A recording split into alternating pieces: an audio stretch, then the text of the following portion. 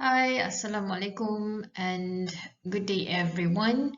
Today we are going to start with our first lesson for this semester.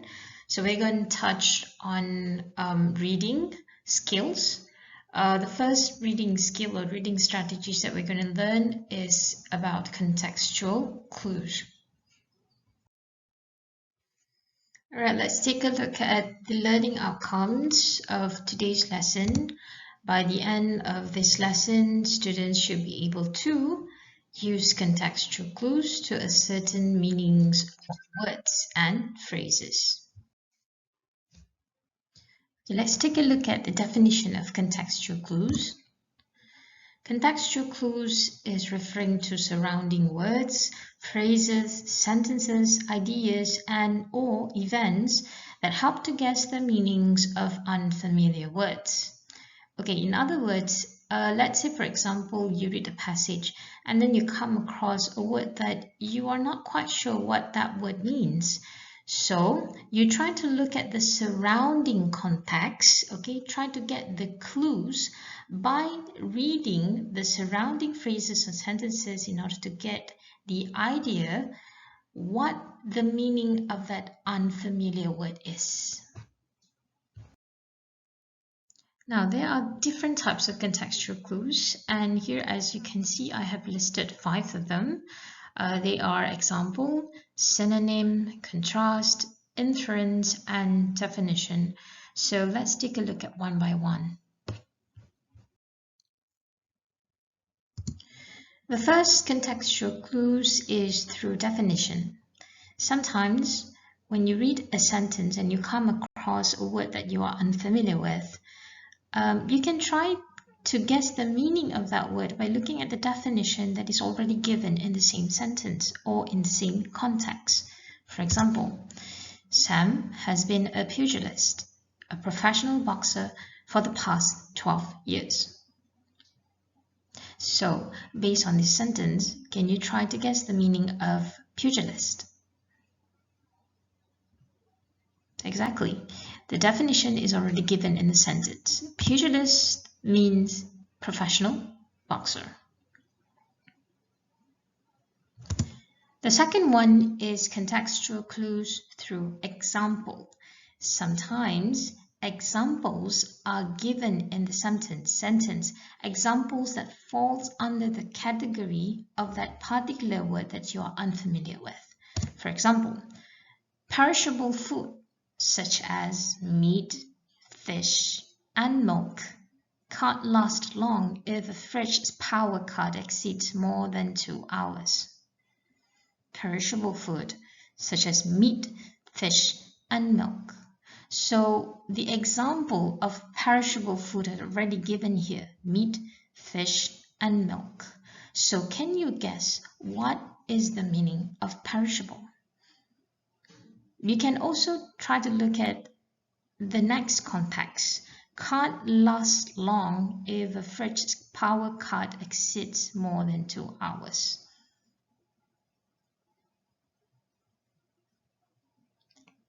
So based on this sentence, you can probably guess that perishable food, such as meat, fish, and milk, means food which are easily spoiled or food which are easily damaged or rotten, such as meat, fish, and milk.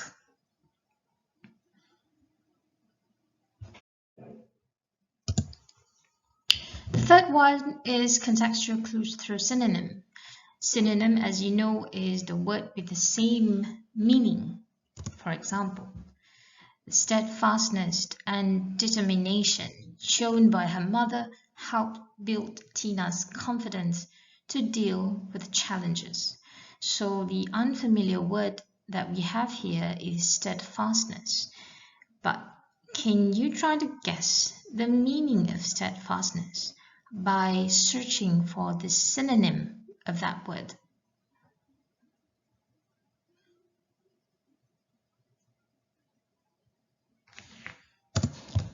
Yes, the synonym of steadfastness is determination. The next one is finding contextual clues through contrast. So as you can see, contrast means something that is of the opposite. For example, we have to remove obsolete computing equipment and replace them with newly purchased state-of-the-art hardware.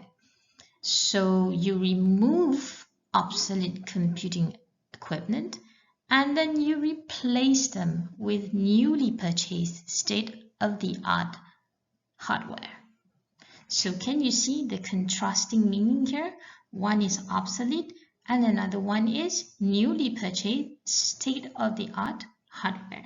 So can you try to guess the meaning of obsolete? It is the opposite meaning of newly purchased state-of-the-art.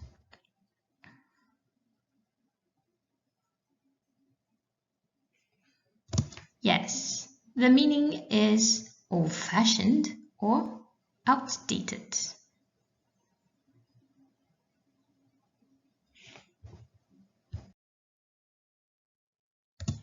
All right, the last one is you find contextual clues through making an inference. Okay, this is slightly difficult, but it is still possible because inference is actually your background knowledge, something that you already know. So you use an information that you already know in order to try to guess something that you don't know. For example, the college has undertaken several efforts to alleviate the increasing social problems involving the teenage students. Okay, so the unfamiliar word here is alleviate. So what is the meaning of alleviate? Now, try to look at the contextual clues surrounding the word alleviate. Increasing social problems involving teenage students. So is this something negative or something positive? Social problems. Based on your background knowledge, you already know social problems is something negative.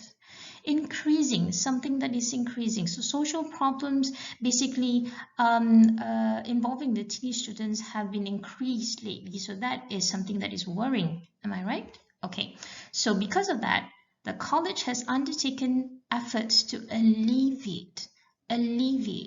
So if you have a negative problem or something that is negative, which is, that problem keeps increasing, what should you be doing? You should try to reduce the problem. Okay, so that is the meaning. Reduce or diminish or decrease the increasing social problems involving teenage students. All right, so now we are done with the lecture part, so we are going to move on to the activities part. So basically for today, there are three types of activities. Let's look at the first one. Okay, the first activity is called silly words. The instructions are, the following story contains some silly words that are totally made up, meaning to say these silly words do not exist. Okay, they are simply made up. So you need to use contextual clues in order to guess what those silly words likely mean. Okay, try to guess the meaning of those silly words using contextual clues. Then I want you to replace those silly words with real ones that exist. Okay, so you need to write your answers in slide number 11. I've already provided a space for you to do that. Okay, now here's the catch. When you replace the words with words that exist, try replacing with words that are bombastic. Okay, something that is bombastic, something that is rarely used, or words that are new to you. Okay, so here you can definitely get some assistance from Google, from phone apps, dictionary, so on and so forth, in order for you to find those words that you can replace, but make sure that those words are seldom used, words that are new to you, words that people don't really use. Okay, so make sure that you use the correct adjective and also the adverb ly when you replace the words. Okay, let's take a look at the paragraph or the story. After dinner, I was so loozled from the day's hectic activities that I dozed off 3 hours before my bedtime. I woke up late the next morning feeling gold-ring, so I ate my brunch tably like a starving hobo. My mom said, unlike my sister who is always organized and disciplined, I behave rather whoppingly. So, in slide number 13 here, I want you to replace those silly words with words that actually exist.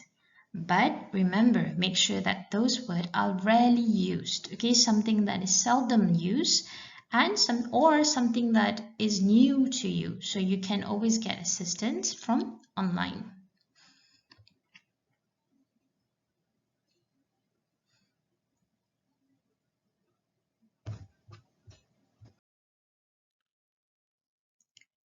All right, moving on to activity 2. The second activity is called Post-it.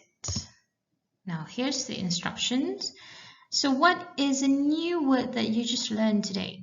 I'm sure of all the words or vocabs that we have learned today, I'm sure there's at least one word that you just learned today. So I want you to pick one, okay? One new word you learned today.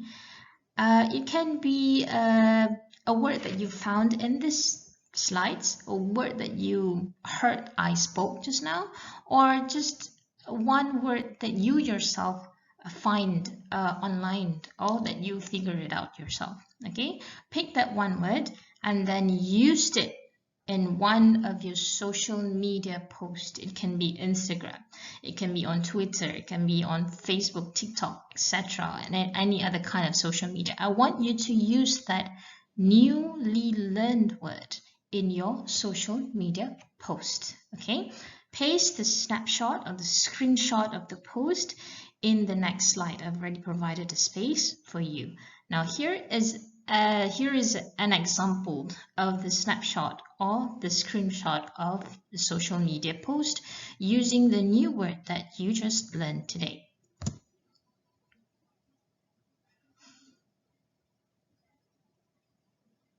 So as you can see in this post, okay, that new word that is just learned, which one was it? Flakily. Yes, flakily. My friend was behaving so flakily, she postponed reporting for work simply because she felt lazy to get up.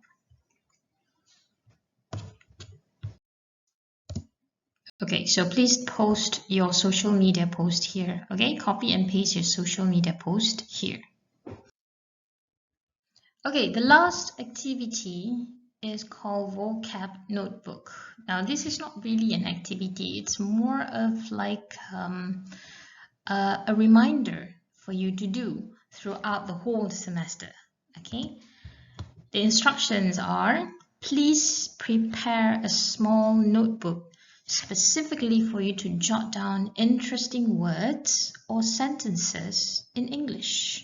Okay, so throughout the semester, if you come across any English words or sentences that you find interesting, or anything that you like, or anything new that you just learned, I want you to jot those words or sentences down in the notebook.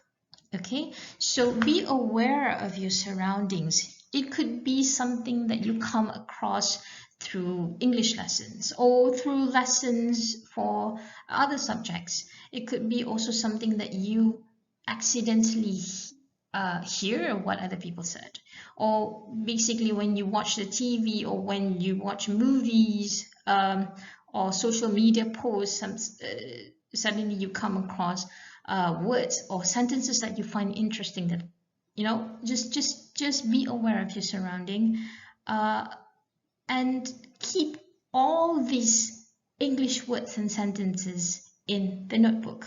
Jot them down. Okay, here's the fun part. So what I need you to do is you use these words and sentences in your daily life. So if you find any English words or sentences that you like, that you feel interesting, that you want to learn, that you want to remember, keep them in your notebook, but do not stop there. You need to use them in your daily life. For example, when you speak to your friends or your family members, use those words or sentences. When you post social media, or when you comment on your friend's social media post, use those words. Or when you write in tests or assessment, use those words and sentences, meaning you practice what you have learned in your daily life. Okay, now, if you feel like you don't want to use notebook, you want it to be slightly more sophisticated, you want to use computer or phone apps instead of, the old school notebook, it is totally up to you. Okay, up to your own creativity and up to what you feel is comfortable for you. Just make sure that you keep the notebook in whatever medium, in whatever shape it is. Just make sure that it is handy so that you can use it anywhere. Okay, so for this particular activity, you are not required to do any submission. Okay, I'm not going to ask you to submit a list of words or sentences that you've jotted down in your notebook. No need. But I will need to sometimes take a look at your notebooks or apps or whatever it is from time to time in order to see what gems you have collected so far. So I am excited to see what you would be putting in your notebook or apps, okay, throughout this semester when we learn ELC 151. So that's the end of today's lesson. I hope that you learned something today, especially on contextual clues, which is you try to guess the meaning of an unfamiliar word by looking at the surrounding or the overall context. Okay, and make sure you complete the activities that I gave you today, and hope to see you around and see you in the next class. Bye.